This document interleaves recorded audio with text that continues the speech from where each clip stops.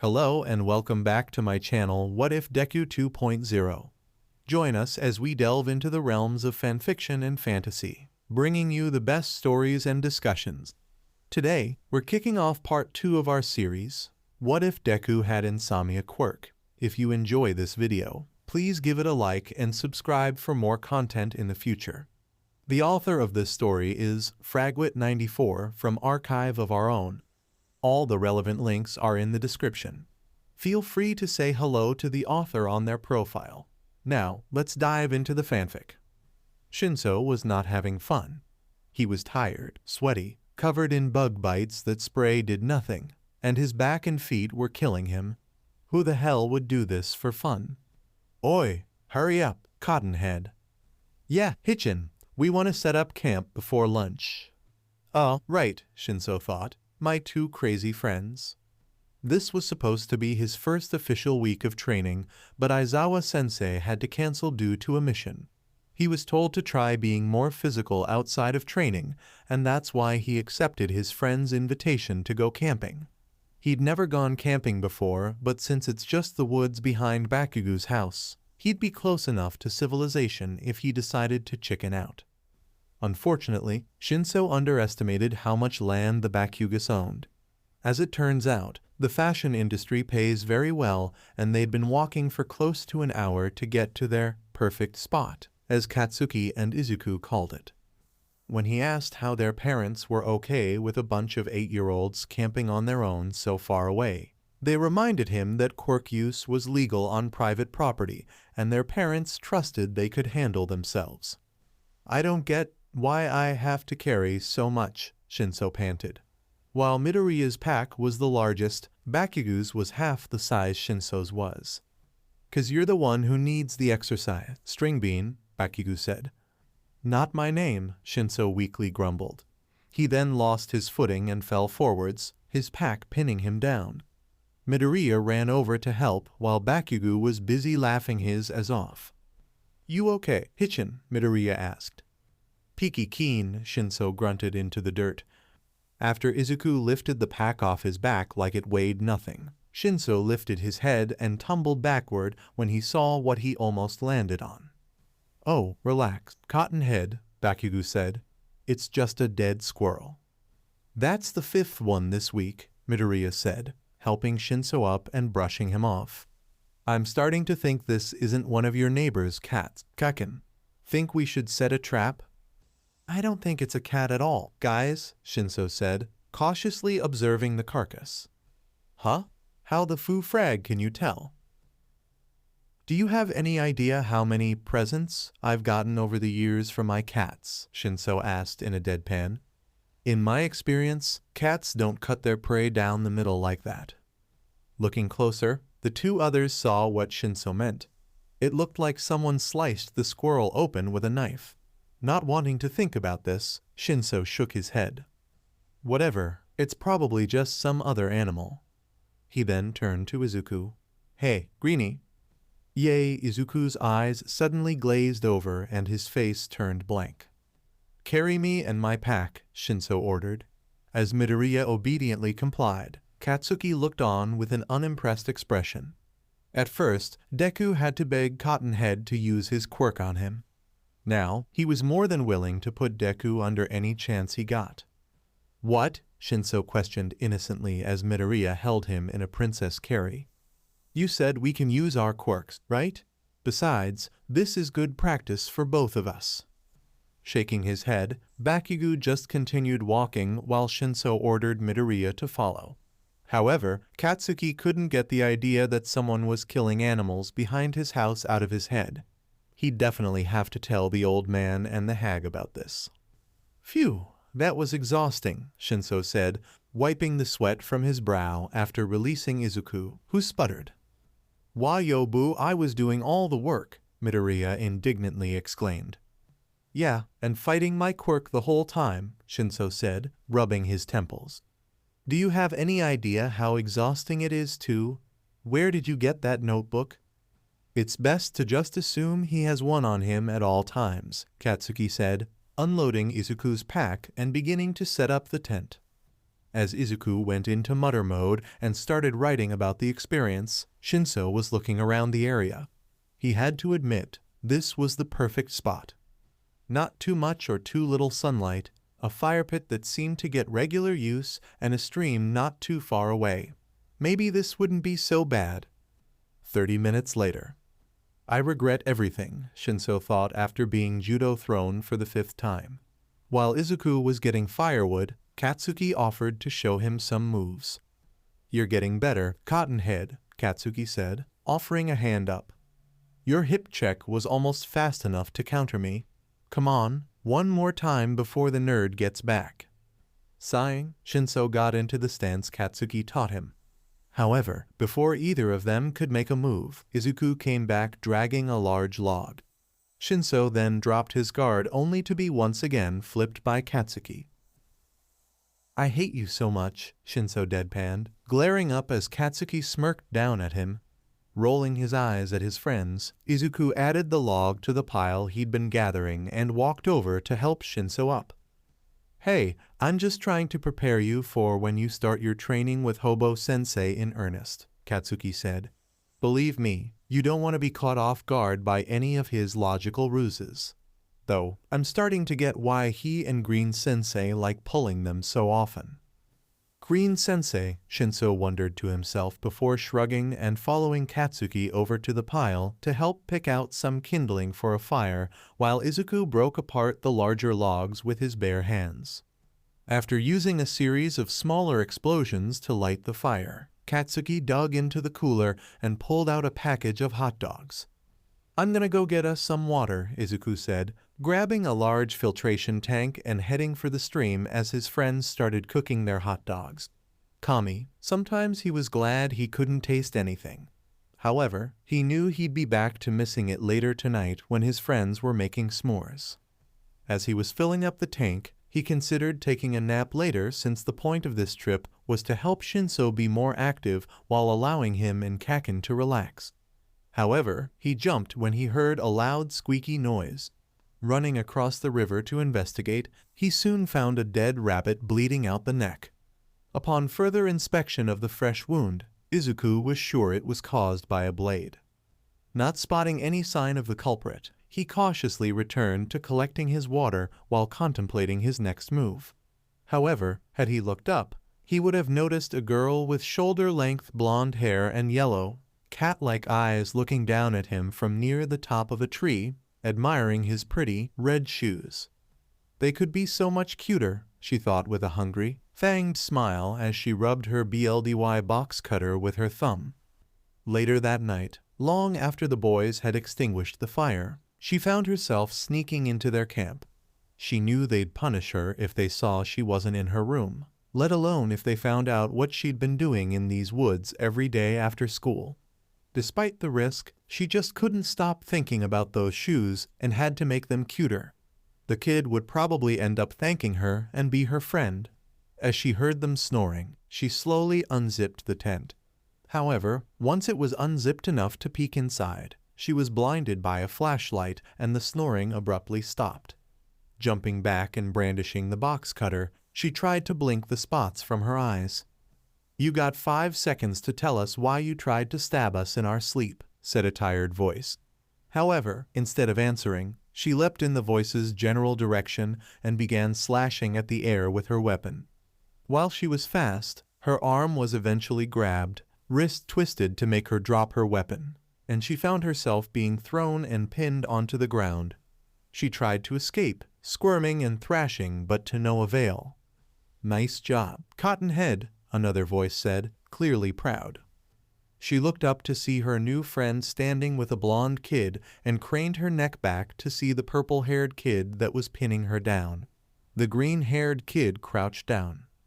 Who are you? He asked. And why the hell are you killing animals in my backyard? The blonde angrily asked. I needed somewhere far away to feed without them finding out, the girl said, still struggling and ignoring the first question. I'm sorry, I didn't know anyone owned these woods. Please, I wasn't gonna hurt you. I just wanted to surprise you by making your shoes cuter. Please, let me go. She had to get free. They couldn't find out she was here. They couldn't find out she wasn't normal. The three boys shared a look. Who is them, and why would they be upset about you eating? Izuku asked, having a feeling he knew the answer. She frantically shook her head, tears in her eyes. She couldn't tell them. They wouldn't believe her. They'd tell them, and she'd be punished, and her head wouldn't stop hurting, and... Hey, Izuku quietly said, making her look up at him. He was looking at her with a kind, understanding smile. It's okay. You don't have to be afraid. Is it because of your quirk? After a few seconds, she nodded. I need BLD, she said, guiltily. And your parents won't let you have any, the guy on top of her asked. She shook her head. It's not normal to want BLD. Boo, but if I don't get any, my head starts to hurt, and I hear things and think about things I don't wanna, and suddenly, her mind fogged over and the purple-haired guy was off her back. Sleep, his tired voice echoed in her head, and just like that, she was asleep. All right, she's pretty cute, Sho admitted as he stroked the fluffy white fur of the albino skunk curled up in his lap. See?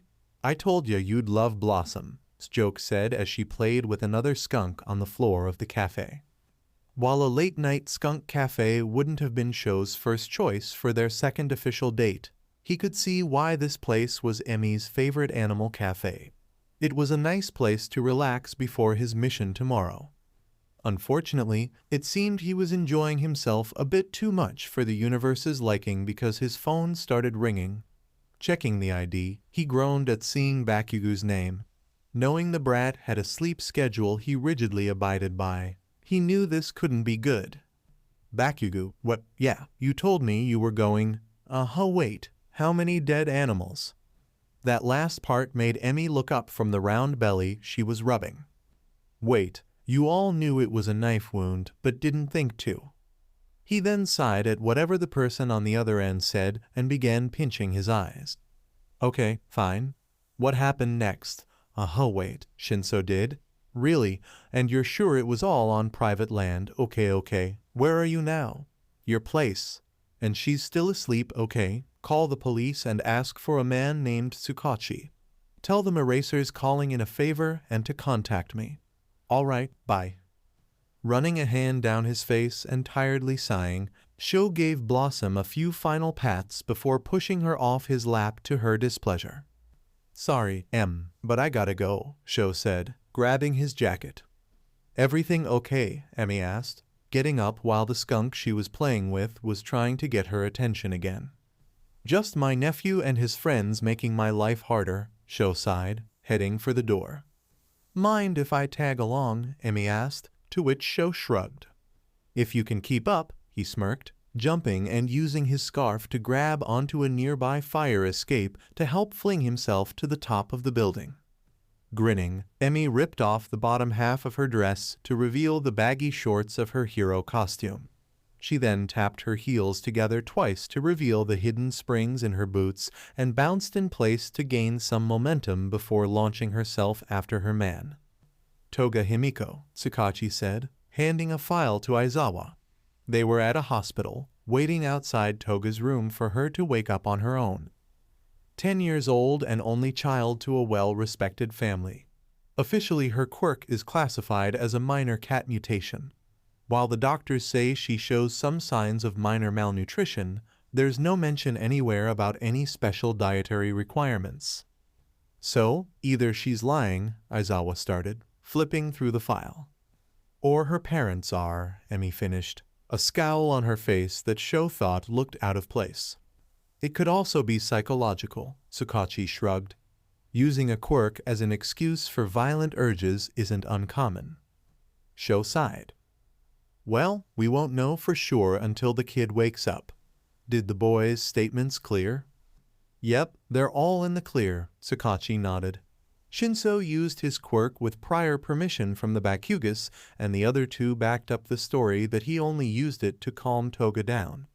However, you should probably have a talk with them about handling these kinds of situations on their own. What's the point? Sho scoffed.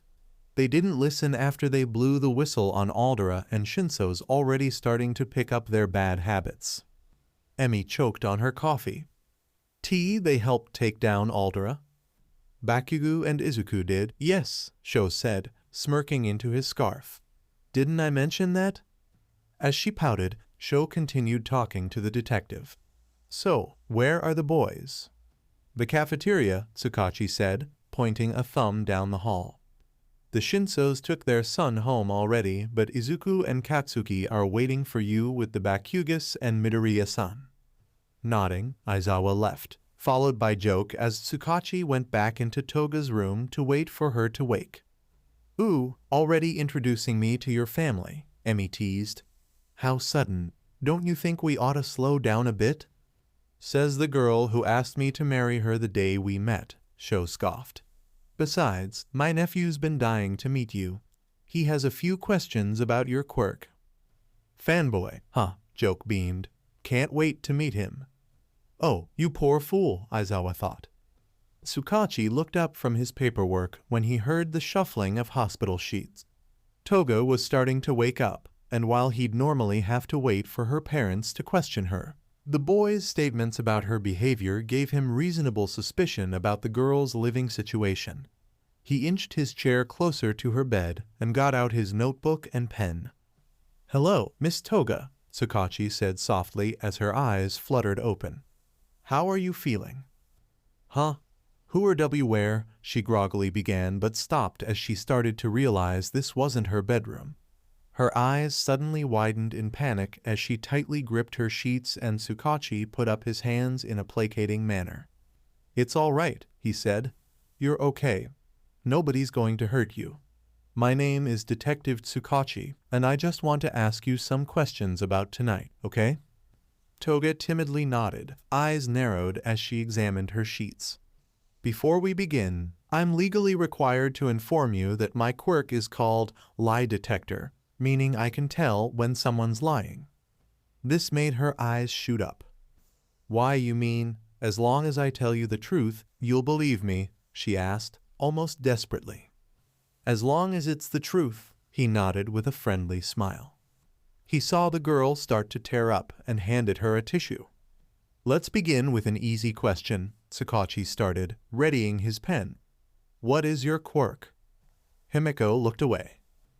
My parents said to say I have a cat mutation, she timidly said, pointing to her eyes. True. Odd phrasing, Tsukachi thought, writing it down. And is that all your quirk is? The eyes and fangs? Why, yes. Lie. Tsukachi slightly twitched at that and looked up at her. She was watching him intensely, likely testing to see if his quirk really could pick up lies. Why did your parents want you to lie about your quirk? He asked and noticed the girl's eyes widen. She then looked down guiltily. Because my quirk makes me an monster, she said, once again tearing up and scowling. My parents wanted a normal child with a normal quirk. True. Does your real quirk involve consuming BLD? Tsukachi asked as he handed the girl another few tissues. She nodded. When I drink someone's BLD, I can become them. I found out about it when my cousin got a pea paper cut. It just looked so pretty and yummy, and before I could stop myself, I was seeking on his finger until someone had to pull me off. I noticed my hands looked different and ran to a mirror to see his face melting off of me. Melting? When my Q quirk wears off, the skin, clothes, everything that made me look like someone else turns into gray sludge. It's kinda gross and so not cute. True. The boys said you told them you needed BLD or you suffer from headaches, correct? Yes. True. Do your parents know this? Himiko scoffed. They wouldn't believe me. Some quack told them it was just psychological, and they couldn't take me to a quirk specialist because that would reveal my real quirk. True. Tsukachi was gripping his notebook a little tighter. Did these people really value their reputation as a normal family over their daughter's mental and physical health? This poor girl and the rest of society was lucky the boys encountered her before she had a complete mental breakdown. "Please don't make me go back with them," she said, almost pleadingly. "Miss Toga Himiko, I can assure you that I will do my best to make sure you will never have to live with the Togas ever again," Sakachi reassured her, to which she smiled hopefully. After a few more questions, Sakachi left the room to let Himiko get back to sleep. He was ready to start a report on the Togas and call a quirk specialist when his phone rang. "Detective Sakachi," he answered. "Detective, the Togas are here," the voice on the other line said. "You said not to let them see their daughter until you spoke to them." "Thank you, Sansa. I'll be right there," he said. After everything Himiko told him, he was going to make sure he kept his promise. "Miss Himiko, there's a couple visitors here to see you. Would it be all right for them to speak to you?" the nurse asked.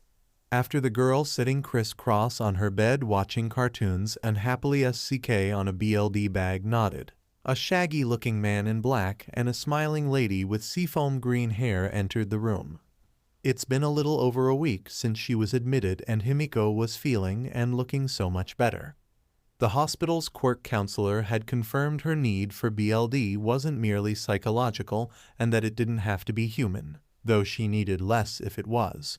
She had also asked the staff and any visitors to call her by her given name since cutting ties with the Togas.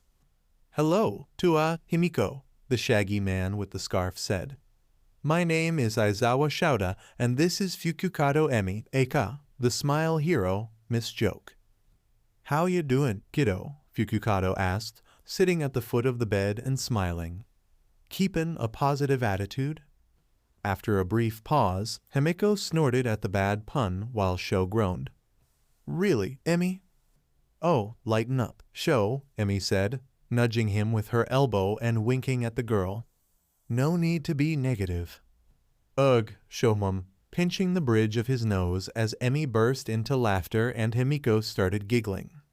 "Ah, but seriously, how are you, kid?" Emmy asked, wiping a tear from her eye.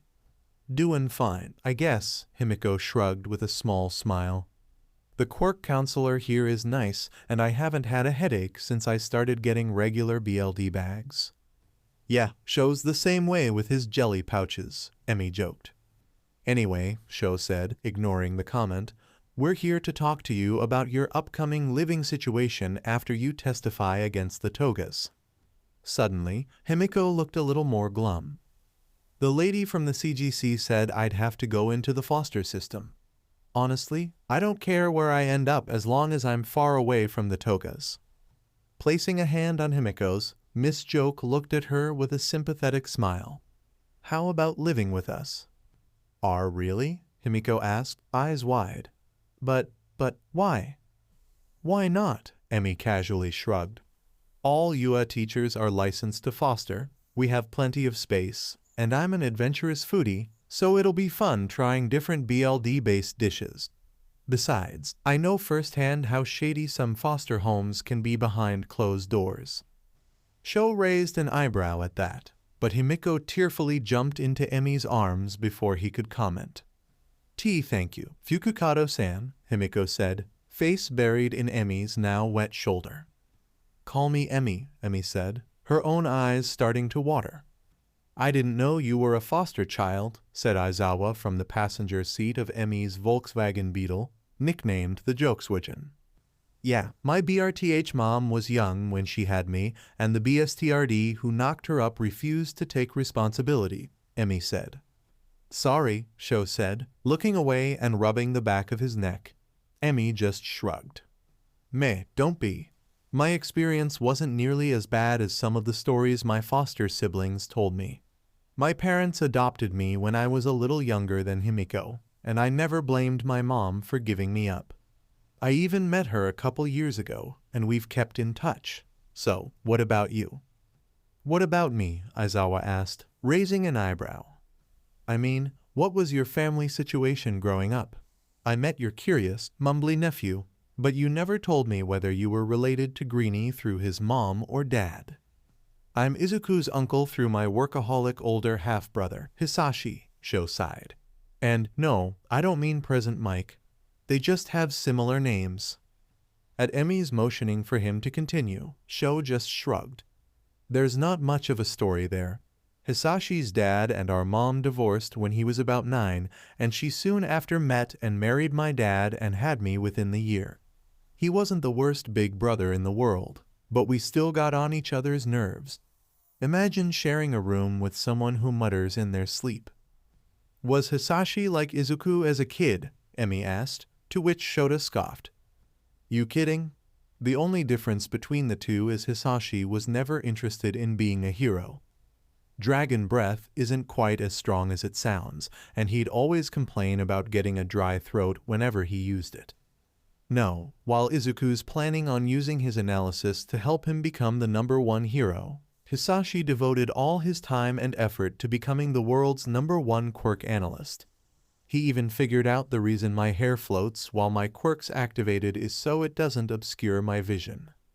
So that's why it does that, Emmy exclaimed, smacking the steering wheel and making Sho jump. She sheepishly apologized at his glare, and it wasn't long before they were at Emmy's place near Ketsubutsu. Are you still sure about this? Emmy asked as she and Sho started loading the boxes from her apartment into the truck provided by Yua. Don't get me wrong, I'm still all for working at Yua and fostering Himiko together, but the suggestion coming from you was just so surprising. Hell, just about everything you've done since we became official has gone against all logic. Your first love. Sho sighed as he retied his hair back. First, thanks in part to my therapist, I've recently come to the realization that living life as logically as I had been wasn't really living much. It's not the kind of life a friend of mine would have wanted for me. Second, we may not have been officially dating for very long, but we've known each other long enough that I think we both know we're in this for the long haul. And third, he got down on one knee and pulled a small, black box out of his pocket, opening it to reveal a ring that resembled 2 cats holding a diamond, stunning Emmy. Against all logic, I love you, bad jokes and all. Fukikado Emmy, will you marry me? After what seemed like an eternity, Emmy burst into laughter and tears, tackling Shota to the ground and embrace him while shouting yes over and over again. And Sho laughed with her, not knowing whether it was because of her quirk or if he was just that happy and certainly not caring. Congratulations, buddy, Hisashi screamed. Even with his quirk cancelled, his squeal of joy was loud enough to shake every window on Yua's campus. As he was being squeezed by Zashi in a constrictor-like hug and Emmy was giddily showing off her ring to Nimiri and the rest of staff, Sho was cursing the weasel. He should have known Nezu wouldn't keep his mouth shut. This meeting was supposed to be to introduce Emmy to the staff as the future second-year hero informatics teacher. But the weasel decided to start off the meeting by congratulating them on their engagement and fostering of Himiko. Never thought I'd see the day, Snipe commented, Ectoplasm and Cementos nodding in agreement. Zashi, Sho tried. Can't breath. Ahem, Nezu cleared his throat, making Mike drop a gasping Aizawa. Now that congratulations are out of the way, let's discuss Miss Fukukado's duties as Miss Ito's Ta while she finishes her final year with us. Rubbing his ribs, Sho took his seat next to Emmy. As Nezu began the meeting in earnest, Emmy placed her hand on his and in response to her kind smile, he gave her a tired one of his own. Despite the rational, logical part of his brain arguing against his recent decisions, he was glad he decided to ignore it for a change. For the first time since Aburo's death, Sho was honestly, truly happy. After the camping fiasco, the boys' parents agreed it would be for the best if they spent their rest days at each other's houses for the foreseeable future. Today, they were relaxing at Shinso's. As it turned out, Hitoshi had other interests outside of cats, and the boys were reading some of his pre-quirk American comics. Dude, I can't believe your parents let you read some of these, Izuku said, admiring Shinso's bookshelf. I mean, my mom would kill me if she caught me reading something like Punisher Max. Hitoshi shrugged while sitting on his bed and stroking the purple Cornish Rex napping next to him. My parents trust me, and BLD and gore just doesn't freak me out. You can partly thank Beerus the Destroyer here for that. You have no idea how long it took for him to stop drawing BLD when me or my parents went to pet him. Speaking of BLD, Hobo-sensei and Clown-sensei are bringing the BLDS Seeker home today, right? Katsuki asked without looking up from the Immortal Hulk TPB he was reading.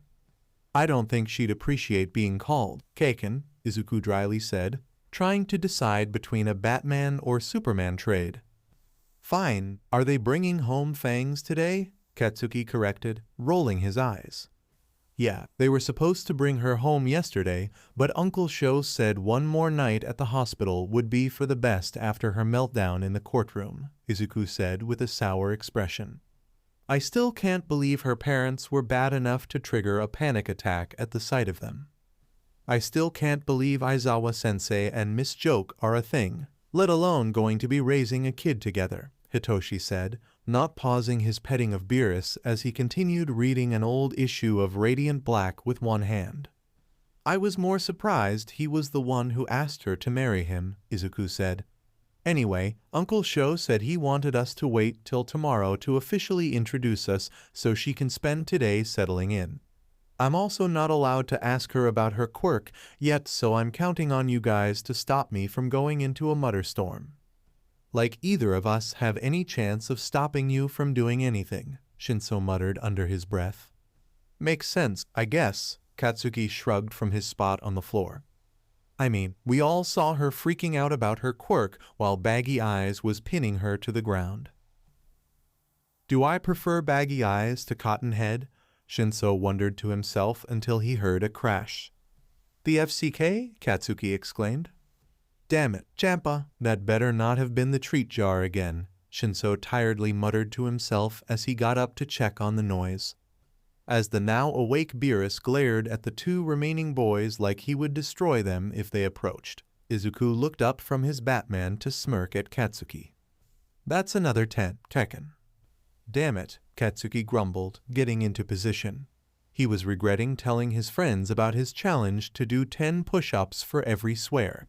Just as he was finishing his set, Shinso came back carrying another purple Cornish Rex, though this one was rather overweight. Either of you guys want a cat with an eating disorder, Shinso dryly joked, plopping Champa down on the bed and sitting between his two cats before they could do more than make annoyed noises at each other. Himiko still couldn't believe this was her life now. After almost 6 years of trying to suppress her urges to avoid upsetting her parents, the Togas, it was so surreal to not only be allowed to drink BLD, but even encouraged to. Now, she was gulping down BLD bags like Aizawa gulped down those gross jelly pouches. You okay back there, kiddo? Emmy asked from the driver's seat of her totally cute Jokeswitten. Why, yeah, Himiko responded, pausing her chewing on the ear of the green bunny stress toy she was given so she would stop making her bottom lip and cheek bleed. Just, a little anxious. That's only logical, Sho said with a nod, eyes closed and arms crossed. Your life has changed so much in such a short amount of time. I'd be more surprised if you weren't a little anxious. This past week has been like a dream, Himiko said, before shuddering slightly. Except for yesterday, I just keep feeling like I'll eventually wake up locked in that room with an aching head. Don't worry, kiddo, Emmy said, confidently as she tightly gripped the wheel. I promise, yesterday was the last time you'll ever have to see the Togas. I hope so, Himiko said quietly as she continued to absent-mindedly gnaw on the ear. Tell ya what, how about we spend tonight getting you comfortable and we can have a girls' day out tomorrow to buy some decorations for your room, Emmy proposed, to which Himiko excitedly nodded and grinned, fangs on full display. Sho smiled to himself. A relaxing night before his patrol sounded nice. Meanwhile, at the on-campus residence of Aizawa Shota and Fukukado Emmy. Artiste, is the banner finished? Mike called out. Finished and hanging up, Blondie, U.S. visual art teacher declared with a thumbs up. Looking up at her work, Mike grinned and returned the thumbs up. Perfect. Now, all we need is Lunch Rush to bring that. Behind ya, hot, Lunch Rush said, carrying a large pot and being followed by several robots carrying different dishes. 2 minutes, 17 seconds, Yamada, Nezu cheerfully announced from the couch where he was tracking the Jokeswijin on his phone and petting a one-eyed, white kitten with a scar like his own named Nettie. I think we're all set, Zashi, Midnight said as she and an out-of-costume 13 finished tying balloons to a banister. Mike grinned and clapped his hands. Places, people, let's give this kid a plus ultra UA welcome, yeah. Got him it, Hizashi, Sho muttered under his breath as they exited the car. Standing outside his and Emmy's new house and grinning like idiots was almost the entire staff of UA in civilian clothes. Welcome home, Himiko, everyone shouted, matching the large, colorfully animated banner hanging above them. I thought you told them no surprise parties, Emmy whispered a little nervously as Himiko's grip on her hand tightened. I did, Sho said, glaring at Hizashi and Nimiri. Meanwhile, Himiko was eyeing the approaching blonde and Violet with caution. Emmy, who are these people? Himiko whispered, moving a little closer to her guardian. These are some of our co-workers, Emmy calmly explained. We were planning on introducing you to them after you were finished settling in, Aizawa said, still glaring but now activating his quirk, but it appears our irrational friends had other plans. WL, you never said no parties, Mike said, rubbing the back of his neck, sheepishly. Just no surprise parties. How is this not a surprise party? We didn't all yell surprise. Come on, Sho, Midnight said, smiling kindly at Himiko. You can't blame us for being excited to meet such a cutie. That made Himiko blush. You really think I'm cute? She asked, smiling hopefully. Of course we do, lil listener, Hizashi chimed in. Especially that appealing smile. Now, come on, Lunch Rush has been dying to meet you. After all, it's not every day he gets to experiment with BLD-based dishes, Nimiri said with a wink. Seeing the girl sniff the air and begin to drool, Emmy chuckled and gave her a nudge towards the two heroes. Go ahead, sweetie, Emmy said. Sho and I will be right behind you. Grinning even wider, Himiko excitedly took Nimiri and Hizashi's hands, and the two led her inside to introduce the girl to their friends. As the couple started emptying the car, a red convertible pulled up and a large man with gray hair and prominent bottom canines hopped out of the driver's seat. Sorry I'm late, Vlad King apologized, holding up a bandaged palm. Had an emergency while walking Jabba. You two need any help? No, but thanks, can, Emmy said, she and Sho holding up 2 bags and the green rabbit Himiko had dropped in her excitement. Himi didn't really have a lot she wanted to bring. Poor kid, Ken said, shaking his head and walking with the couple. It never ceases to amaze me how closed-minded some people could still be in a world of quirks. And just so you know, I was against the party but was outvoted. Didn't stop you from showing up, Aizawa said, to which Vlad chuckled guiltily. Well, Lunch Rush asked for a few of my mom's old recipes, he said. She had similar dietary requirements to Himiko that I fortunately didn't inherit, but I still miss those dishes from time to time. Her Taiwanese BLD cakes were out of this world. I'll take your word for it, Sho said dryly. Oh, no you don't, Emmy immediately said, playfully bumping up against him. We made a promise to support her, and if I gotta eat BLDY pancakes to do that, so do you. Blodpletter, Vlad dreamily said, lick his lips. Smothered in homemade lingonberry jam and served with venison. The perfect way to start the day. Okay, I might not be that daring, Emmy nervously chuckled while Sho rolled his eyes. Inside, while the less adventurous staff members were enjoying the more traditional dishes Lunch Rush brought, others like Hound Dog and Snipe were enjoying the various BLD sausages while Himiko was happily slurping a bowl of soup. This duck BLD soup is super yummy, Mr. Lunch Rush, Himiko exclaimed, lick her lips.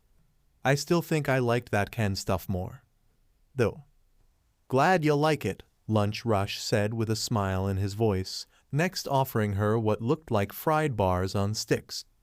My favorite part about working at UA is catering to all the different needs of the students, and it's been a while since we had anyone with your unique requirements. Here, try a BLD cake next.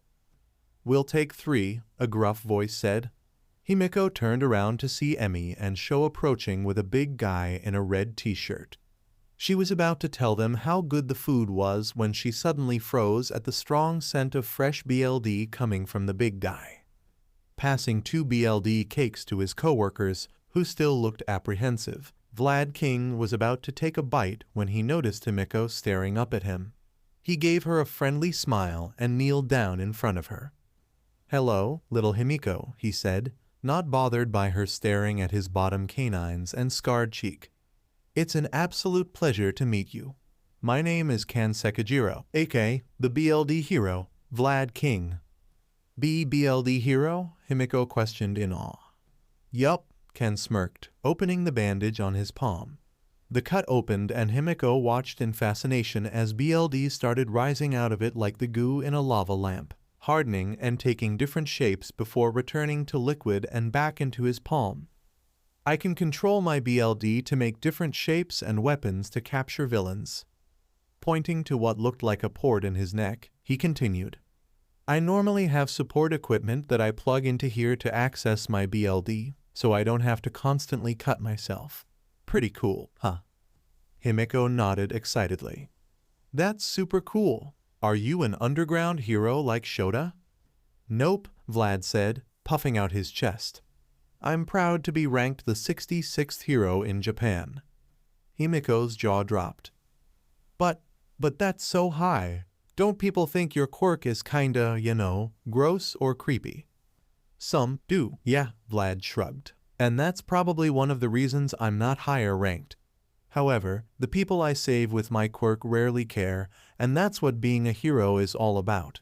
It's a person's actions that make them a hero or villain, not their quirk." "Do you think I could be a limelight hero?" Himiko nervously asked. "And my quirk is—" "I know what your quirk is," Vlad kindly said, ruffling her hair, "and I think it can help you be an incredible hero, limelight or underground." Suddenly, Himiko found herself tearing up and Kan pulled her into a hug. While Emmy looked on with a smile, Sho finished his BLD cake and threw away the stick. "I'll have another," Sho said to Lunch Rush. "Well, that was fun, huh?" Emmy said, starting the dishwasher. "It could have been worse," Sho said, walking out of their bedroom with his hair tied back and in full costume minus the boots.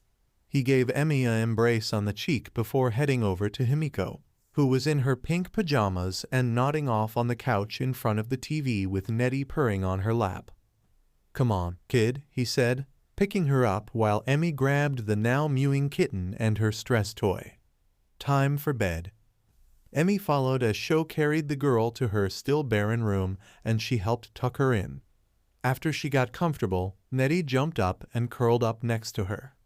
"Sleep sweet, kiddo," Emmy said. "Embrace her on the forehead." "Sleep sweet, mama." Himiko yawned and began to doze off, hugging her green rabbit. "G-night, daddy." After closing the door, Emmy jumped into Sho's arms and started quietly bawling her eyes out.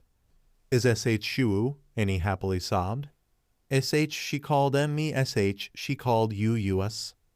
"Yeah, I heard," Sho said, smiling and rubbing soothing circles into her back as his fiancée absolutely drenched his shoulder.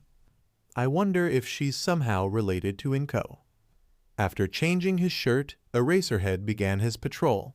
So far, it was a slow night. An electronics store robbery, 3 muggings, 2 bar fights, 2 home invasions, and a few everyday cases of dumb kids trying to get away with illegally using their quirks. He let them off with a warning. He was halfway through his route when he spotted a familiar white cape billowing in the wind at the edge of a roof. "Sensei," Eraserhead greeted as he landed on the roof and approached his old teacher. "Scruffy," Big Green returned without looking at his old student. "Something I can help you with?" "Shouldn't that be my line?" Aizawa asked with a raised eyebrow. After all, this is my patrol route. Fair enough, Big Green shrugged, gesturing to the old building he was watching. Got a tip on a local gang selling trigger, and I'm waiting for their boss, Krigara, to return. Figured I'd do you a favor and take him down for you. Aizawa scoffed. I think I can handle a few gutter punks. Be my guest, Big Green smirked, nodding at the large, snapping turtle mutant walking into the building with a briefcase. Did I forget to mention they're all mutant types? Aizawa smirked back and adjusted his goggles. Like you taught me all those years ago, no hero is a one-trick pony. Eraserhead then jumped and used his scarf to swing across the street and sneak in through an opened window while Piccolo continued watching and listening. He heard Eraserhead quietly choke someone out, then saw the building's lights go out. Soon enough, there were gunshots, glass shattering, and shouts of pain. He then heard a distinct PSSH sound and a roar before he saw his student being violently thrown through a window. Not even a second later, the leader of the gang burst out of the building, larger and using flames shooting out of where his arms and legs were to fly. Kragara! The villain roared into the sky, flames shooting out of his mouth. You need some help now, Big Green called down. Maybe a little, Aizawa groaned as he narrowly avoided the giant flaming shell.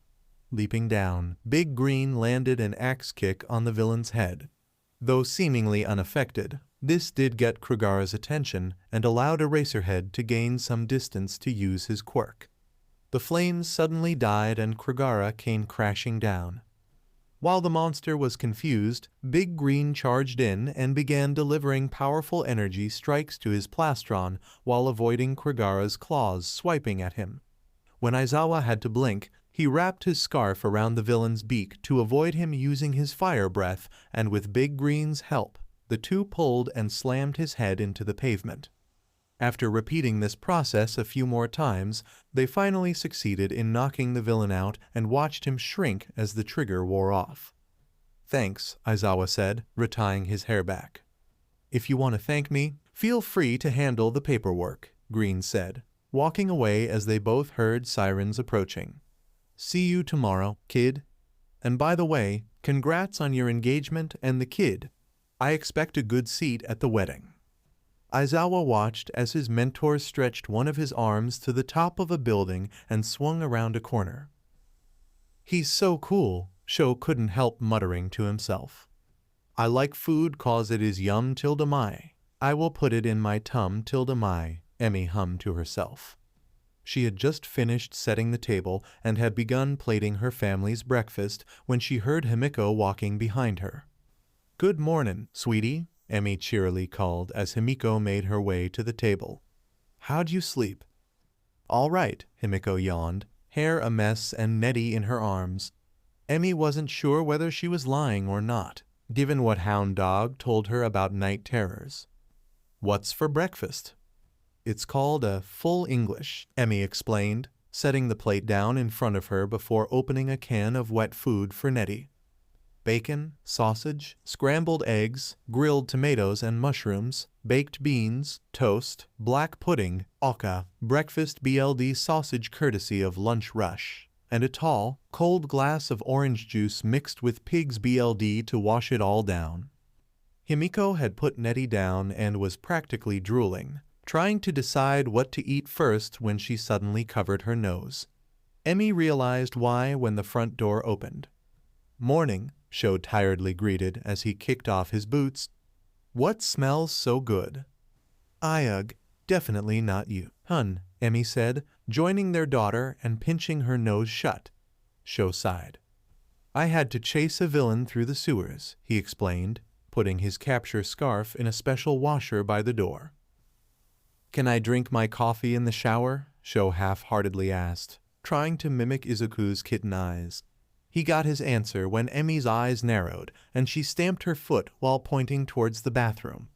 He then shuffled past her, shoulders slumped and head hung in defeat. And don't forget to empty your utility belt before throwing that uniform into the incinerator, Emmy called back, putting on a rubber glove before picking up his boots and throwing them into the metal trash can with a fire symbol on it. After closing the lid, a red light on the can turned on, and within seconds, the boots were nothing but ash and the light turned green. This and that special washer for his scarf were the best requests to Higari I ever made, Emmy said, smiling as she sat down to eat across from Himiko. Hey, Emmy, Himiko started, but was interrupted by Emmy. You know, you can call me and show Mom and Dad if you want, Emmy said, smiling at the now blushing girl. It's totally fine if you don't want to, but we won't mind if you do. All right, Mom, Himiko said. When we go out today, can we get a Vlad King poster? Of course we can, Emmy said. I know just the store, and I bet Can would even be willing to sign it for you. You really liked him, huh?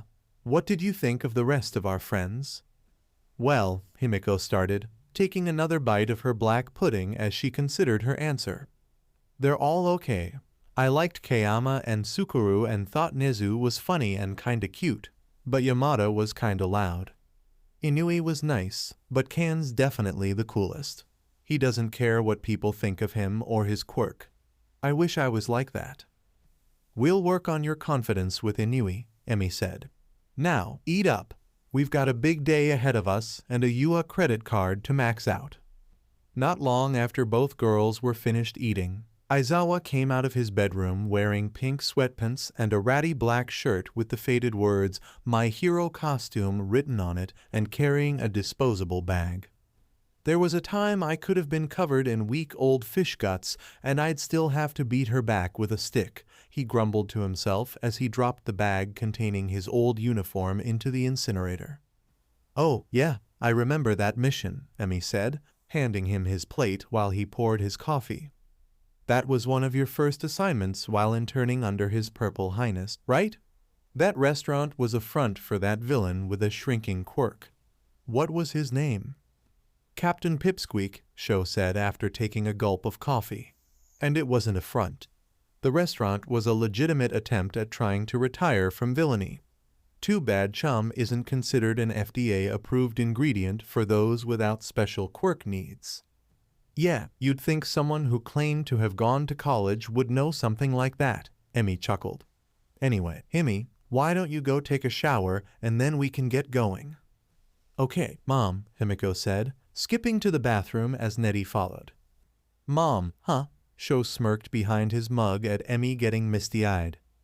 Shut up and eat your BLDY breakfast, Sho, she said, wiping her eyes with a crooked smile. Damn it, why can't I get them right? Himiko grumbled in front of the mirror as she undid her hair for the 10th time. This used to be so damn easy before. You all right? Sho asked, making Himiko jump. She turned to see the underground hero leaning lazily against her door frame. Can you get Mom, please? She sighed, brushing out the knots. I need some help with my hair. I actually know a bit more about styling hair than Emmy, you know, Sho said, pointing to his own pulled back hair as he approached. What are you going for? I was trying to make my hair look like it did before the togas told me I was too old for the style, Himiko admitted. 2 messy buns with 2 bangs framing your face, right? Sho asked as he began fanning out her hair with his hands, shocking the girl. I remember seeing some pictures of you when you were younger.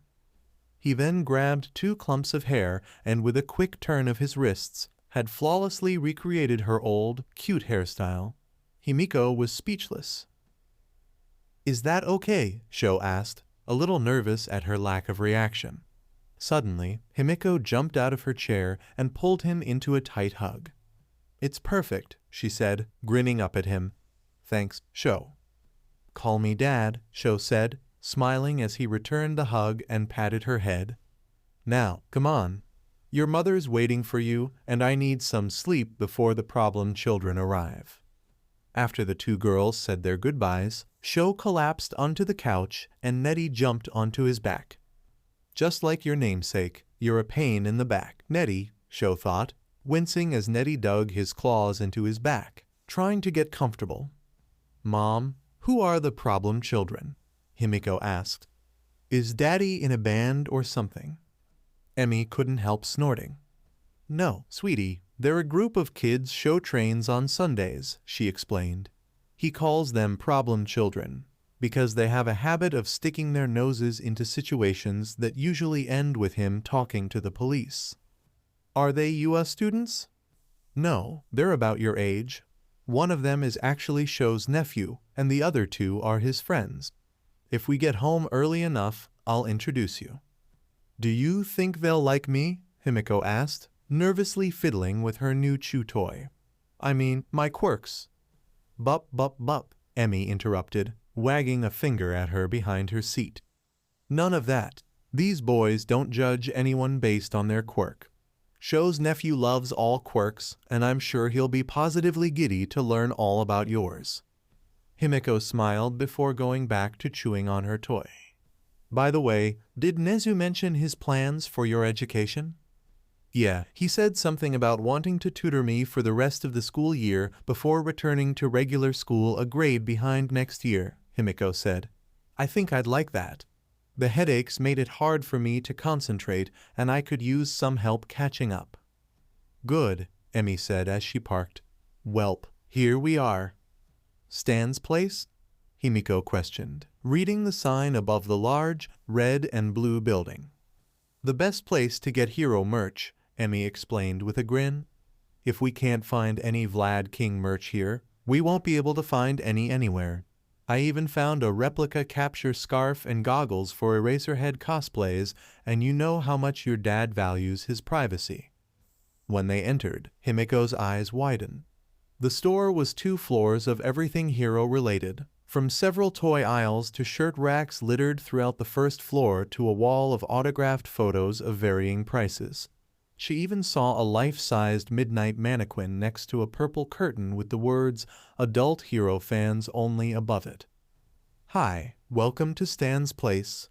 A white-haired woman with green skin cheerily greeted with a wink and her hand in an OK sign.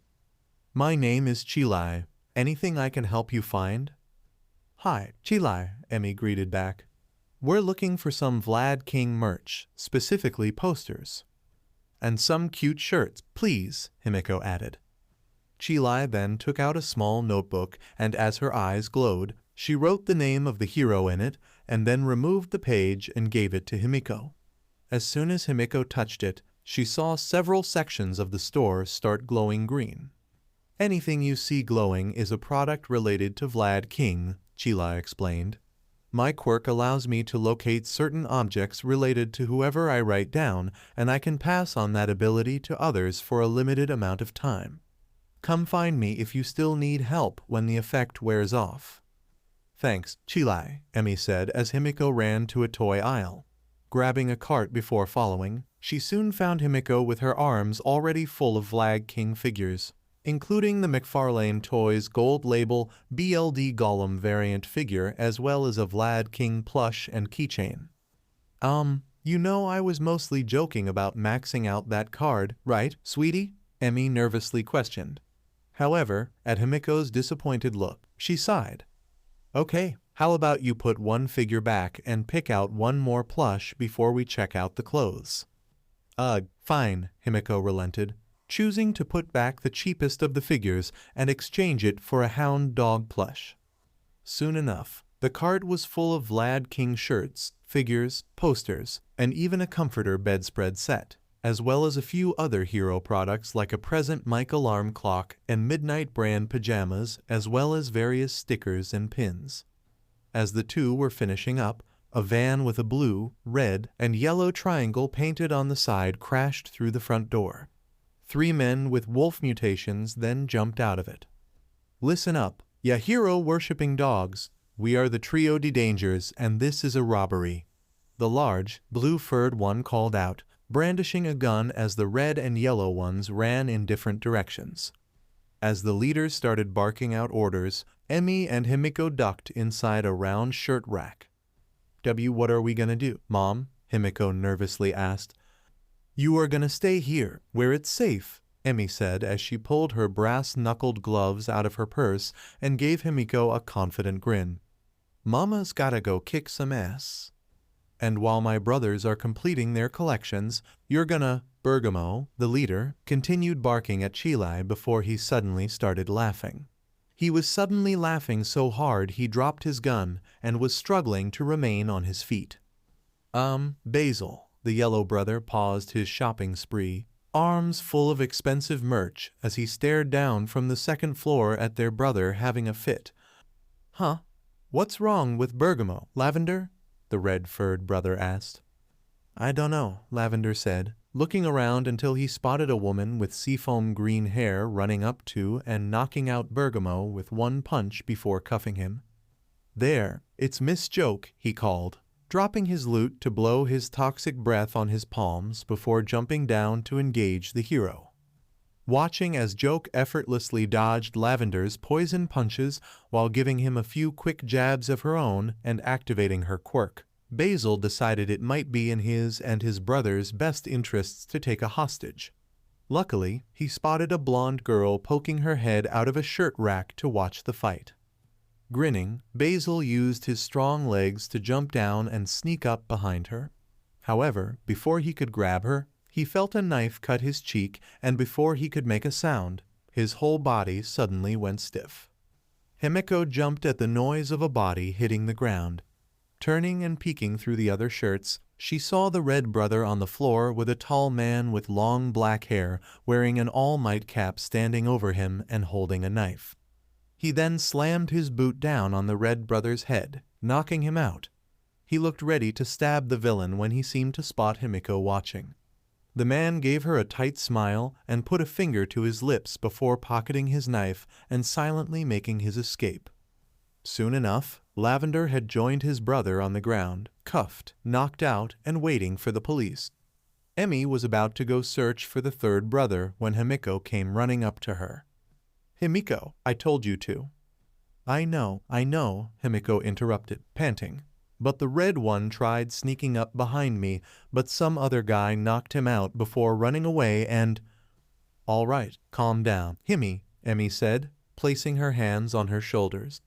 "Now, are you sure he's knocked out?" Himiko nodded. "All right, I'm gonna go grab him.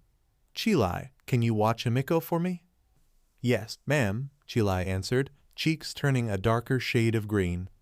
Can I have your autograph? When you get back, I mean." Miss Joke gave her a grin and a thumbs up before heading to the shirt rack Himiko had been hiding behind. "Dude, your mom is so cool," Chile said to Himiko, who nodded proudly. "She's the coolest," Himiko agreed, with a wide, fanged grin. Joke was dragging Basil over when the police finally arrived.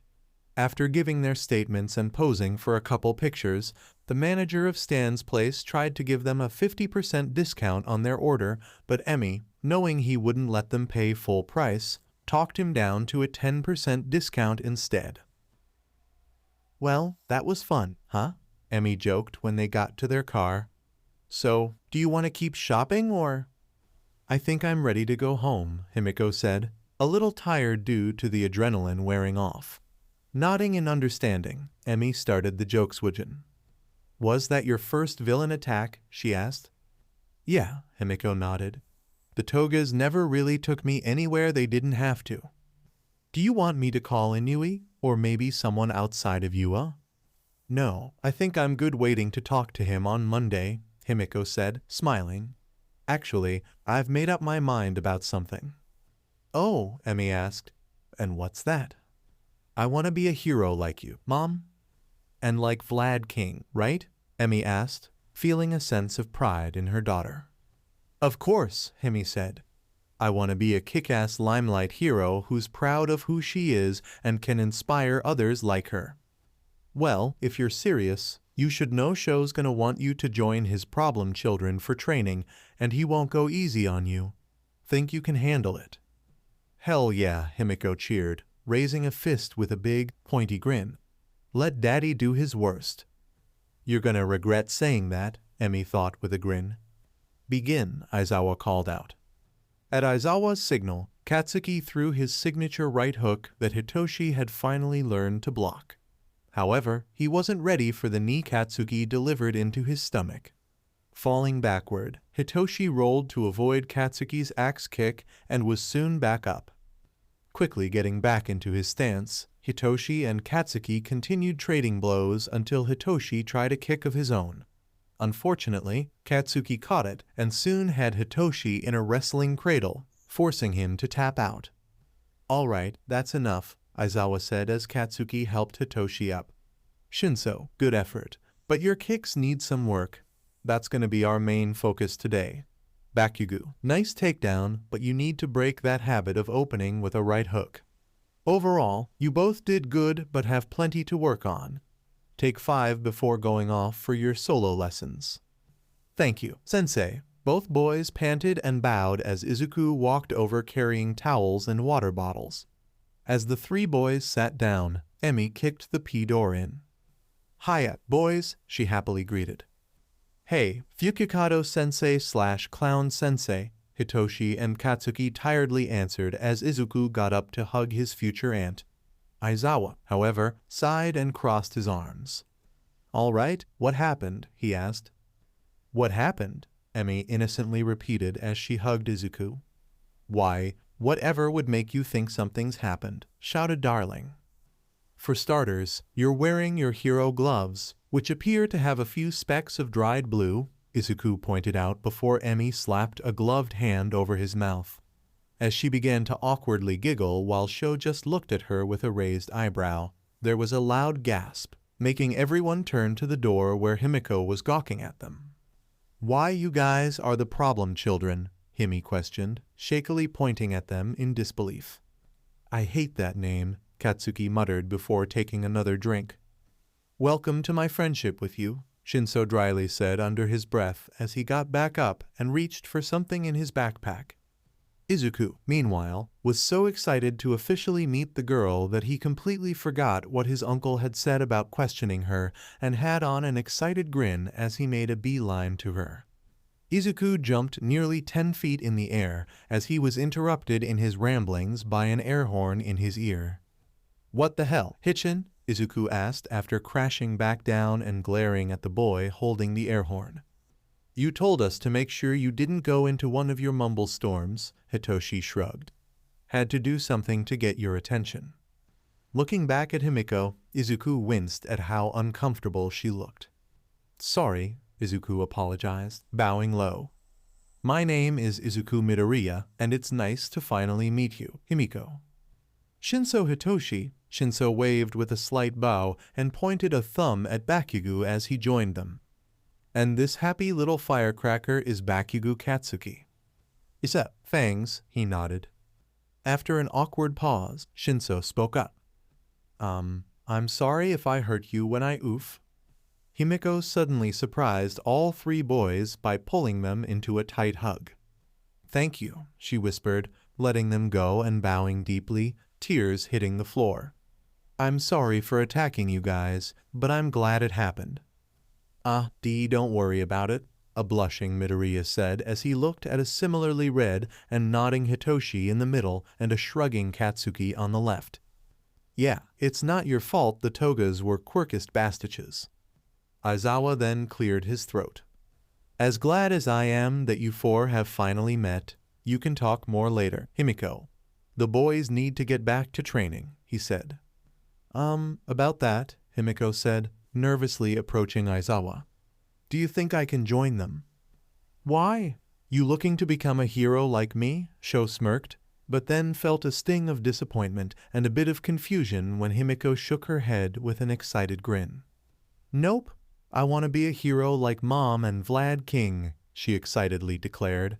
"I want to help people like me see that they're not defined by their quirk." Sho sighed, but hid a small, proud smile behind his capture scarf. While he thought her quirk was better suited to underground work like his and Shinso's, he couldn't help but admire her determination. "You do realize I won't go easy on you just because you're my daughter, right?" "Bring it on, old man," Himiko cried. "That's my girl," Emmy yelled, wiping a tear from her eye. "All right," Aizawa nodded before turning to his fiancée. Do you think you handle her physical? I need to help Shinso with his kicks." "Can do, hun," Emmy grinned with a wink and a thumbs up. Come on, kiddo, let's get you a gym uniform.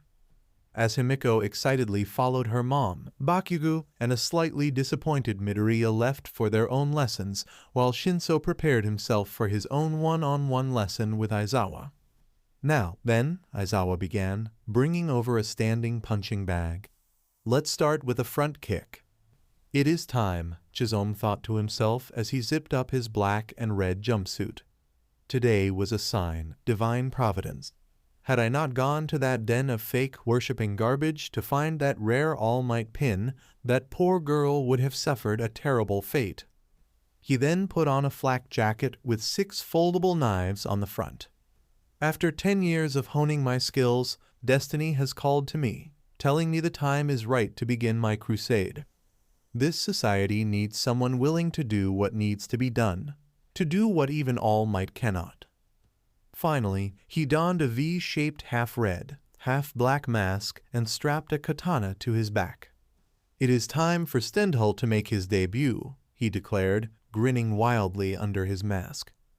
While tying his hair back as neatly as he could, Shouta pondered how he got here.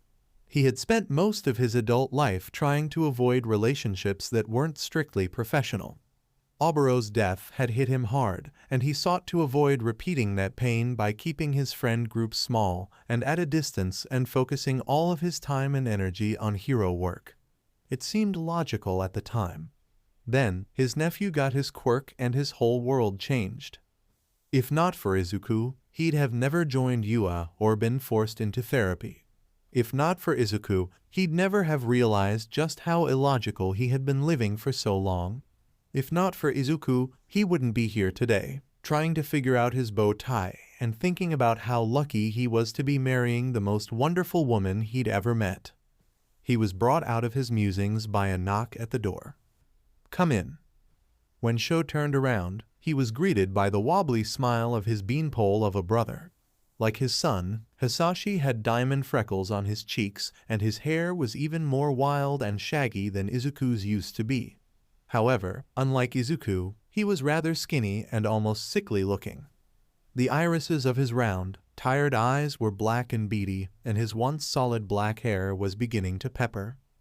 Shouta remembered how surprised he was last night to see Hisashi joining Zashi, Inui, Kan, and Snipe in kidnapping him for his bachelor party. After all, being Island's top quirk analyst meant having little time for family. Though, in Hisashi's defense, the man wasn't willfully neglectful of his wife and son. He called them regularly and constantly reminded them they could call him any time they needed. He blamed his excitement at being offered the contract by David Shield himself for not realizing until after he signed it that it was a 13-year exclusivity contract. Thankfully, Inko was a kind, understanding woman. Hisashi's childlike energy and impulsiveness was one of the reasons why she loved him and was content to remain in Japan and wait out the contract with their son. Izuku was also fine with the arrangement so long as Hisashi continued to bring him autographs of international heroes whenever he did visit. May I? Hisashi asked, attempting to help with the tie only to have his hands smacked by Sho. No. I've seen what you've done to normal ties. Hehe. Fair, Hisashi said, sweat dropping and rubbing the backs of his hands. There was another knock at the door, and this time it was Inko in her emerald green bridesmaid dress. She rolled her eyes at seeing the state of Sho's tie. Honestly, Hisashi, what is it with the men in your family and ties? She sighed, using her quirk on Sho's mess of a tie and forcing him to lean forward so she could fix it. I have a theory that one of our ancestors was hit with some hereditary anti-tie quirk at the dock, Hisashi joked, popping a throat lozenge. For the record, I know how to tie a normal tie, Sho said dryly. Of course you do, sweetie, Inko said, rather patronizingly in Sho's opinion. When she was done, Sho looked himself up and down in the mirror before turning to his brother and sister-in-law. How do I look? He asked, not really caring about their answers. You clean up nice, little bro, Hisashi complimented with a thumbs up. You really should have let me cut your hair, Inko said, sighing dramatically. At least you had the decency to tie it back properly and shave. Welp, we better get going. Actually, can you give us a minute, hun? Hisashi asked, leaning down. All right, but make it fast. You too, Inko said, leaving the room.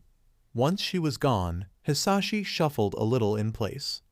Look, Thank you, Shouta interrupted.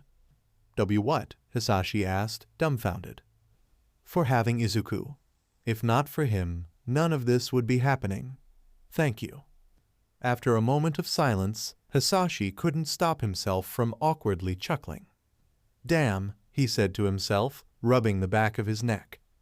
And here I am trying to thank you for being a better father to him than I'd ever been. Please, Sho scoffed. He's done far more for me than either of us have or will ever be able to do for him. Still, thanks for being there for him and Inko when I couldn't, Hisashi smiled. Don't mention it, Sho smiled back, patting his shoulder and leading them towards the door. Now, come on. Like Inko said, we need to get going, and we don't want to make her angry. I happen to like having all my teeth, thank you. As the processional began and Sho followed Emmy's adoptive and birth mothers to his place at the altar, he observed everyone gathered. While he would have been fine just buying a marriage license at a courthouse, he and Emmy agreed on a small ceremony with only their closest friends and family. He of course recognized his fellow heroes and teachers out of costume, but couldn't quite place Tsukuru's +1.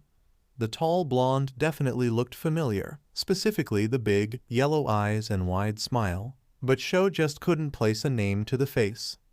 Shrugging, Sho continued, nodding at Shinso, whose hair was combed back, sitting with his parents, and did a double take at seeing Bakugo sulking next to his father.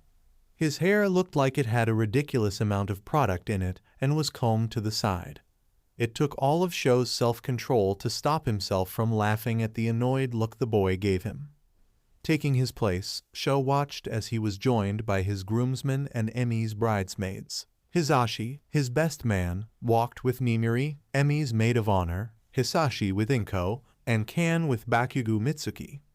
Next, Izuku, the ring-bearer, was followed by Fukukado Himiko, his daughter and flower girl. While 10 years old was pushing it for a flower girl, Himiko didn't care, and he was proud to see her so happy. She's really come a long way in the past few months, and her seafoam green hair with 2 black buns really suited her. Finally, it was Emmy's turn, and Sho couldn't quite keep the smile off his face as she was being escorted down the aisle by her father. Fukukado Mushi was a large man with a pillbug mutation, and while he would normally cut an intimidating figure, he was at this moment curling in on himself, antennae drooping and twitching as well as his mustache as he was trying his best not to turn into a blubbering mess. Finally, upon lifting Emmy's veil and seeing his daughter's wide, excited smile, the man broke down, hugging his daughter tightly as he began bawling his eyes out like a Midoriya. As his wife gave him a handkerchief and rubbed calming circles into his back, the man did his best to compose himself before giving Sho a trembling smile and a thumbs up, which Sho returned.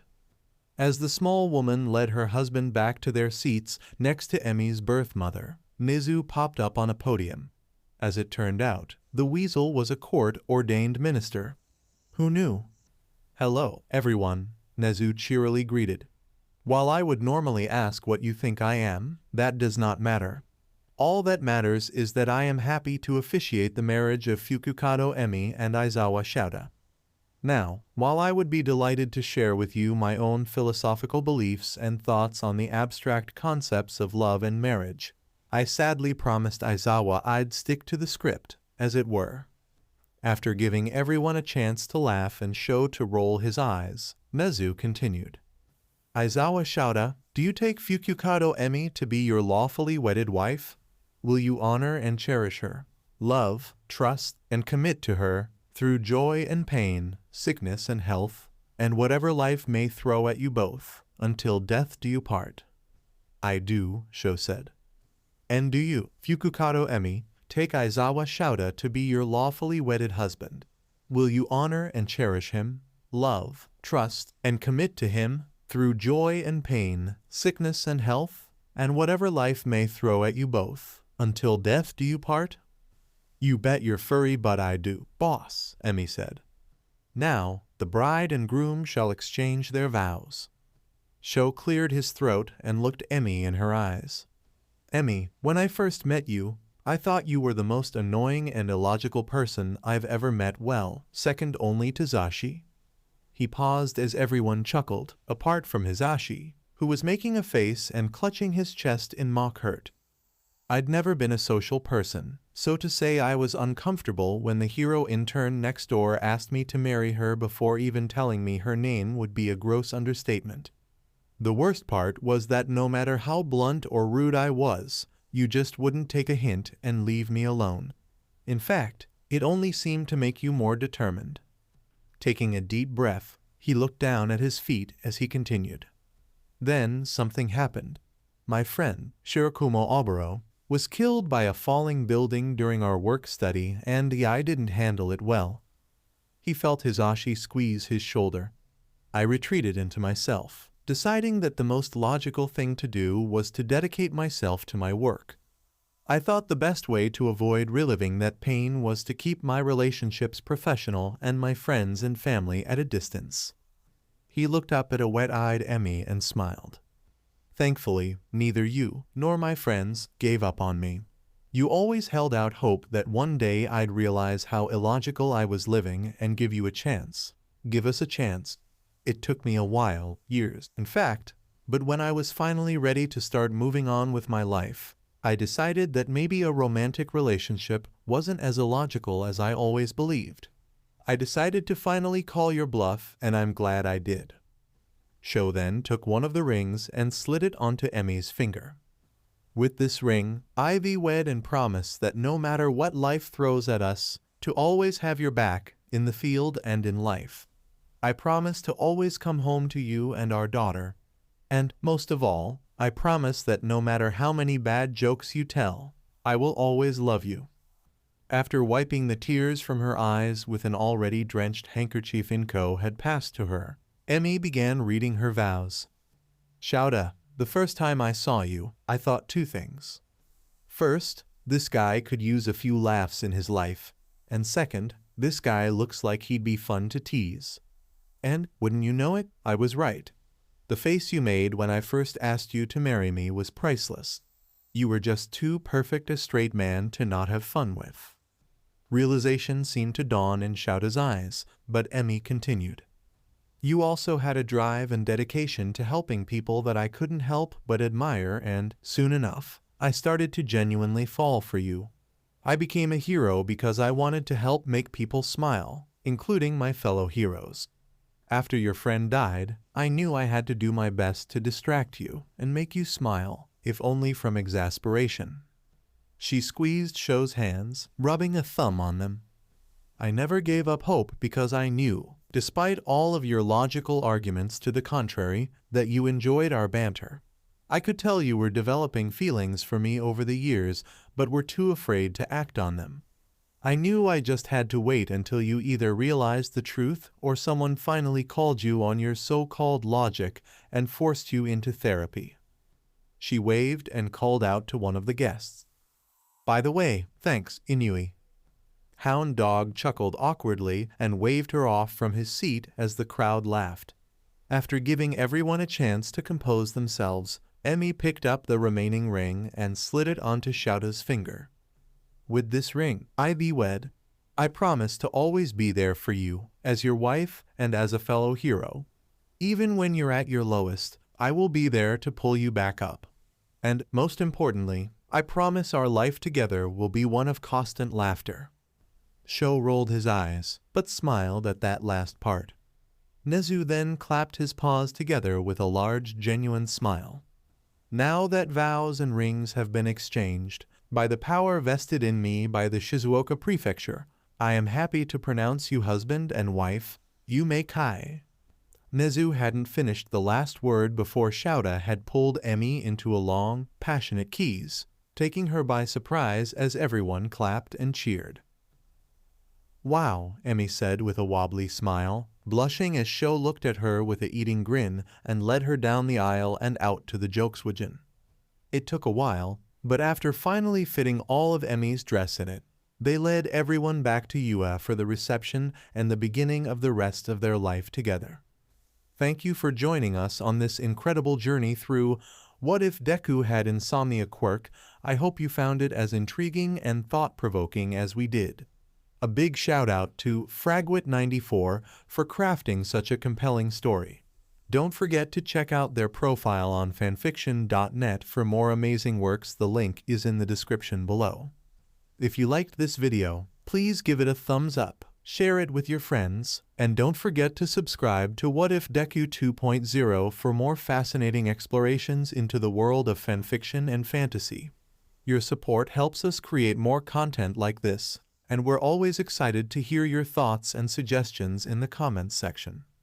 See you guys in the next video.